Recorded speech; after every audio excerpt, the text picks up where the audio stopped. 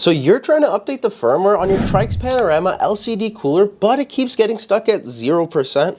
Well, don't worry, in this video, I'll show you exactly how to fix it manually step by step.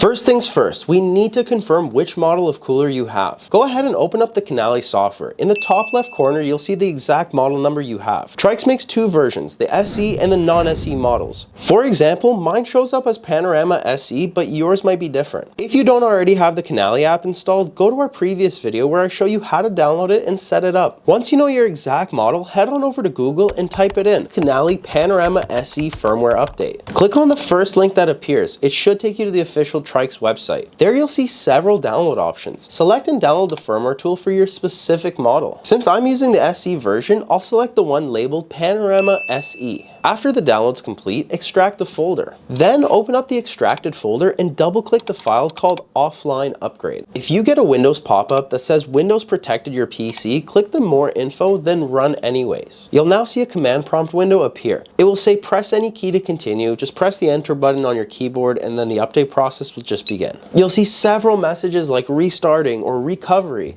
That's completely normal. Just let it run, let it do its thing, and the process usually takes about 5 minutes to complete. Once the update's finished, restart your PC and reopen the Kanali app. You should see the update message just completely disappear, and now you're going to be in control and able to change the cooler. And that's it! You successfully updated your Tryx Panorama LCD cooler manually. If this video helped you out, please make sure to hit that like button, subscribe for more videos just like this, and leave a comment below if you're still having issues. I'll try my best to message everyone and comment back. Yeah, thank you guys so much, and I will see you guys in the next video.